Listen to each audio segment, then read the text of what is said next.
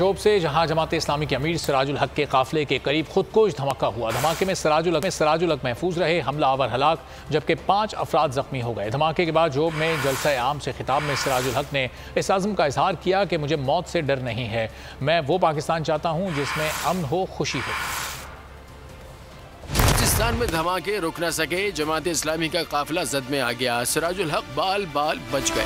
बलूचिस्तान के इलाके जोब में जमात इस्लामी के काफिले पर खुदकुश हमले में खुदकुश बमबार हलाक हो गया, 5 अफराद जख्मी हुए। अमीर जमात इस्लामी सिराजुल हक महफूज रहे। हमला करने वाले खुदकुश बमबार की लाश सिविल अस्पताल मुंतकिल कर दी गई। जमात इस्लामी के सेक्रेटरी इतलात ने कहा कि जोब बलूचिस्तान में अमीर जमात इस्लामी सिराजुल हक पर खुदकुश हमला हुआ है, ताहम वो हमले में मुकम्मल महफूज रहे। तर्जुमान जमात इस्लामी कैसर शरीफ का बोल से गुफ्तगू में कहना था कि अमीर जमात इस्लामी सिराजुल हक आज कोयटा पहुंचे। धमाके में 7 कारकुन जख्मी हुए हैं, 3 की हालत तशवीशनाक है।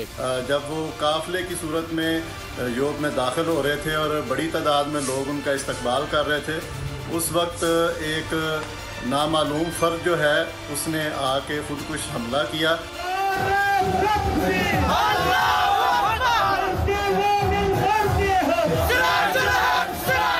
धमाके के बावजूद अमीर जमात इस्लामी सिराजुल हक ने जोब के जलसे से खिताब किया, कहा मुझे मौत से डर नहीं है, मैं इस्लामी पाकिस्तान चाहता हूँ जिसमें अमन हो, खुशी हो। हम ऐसा इस्लामी पाकिस्तान चाहते हैं जिसमें हर बच्चा तालीम हासिल करे। लेविस के मुताबिक वाक़े के फौरी बाद इलाके को घेरे में ले लिया गया है। मुश्तबा अफराद की गिरफ्तारी के लिए सर्च ऑपरेशन शुरू कर दिया गया है।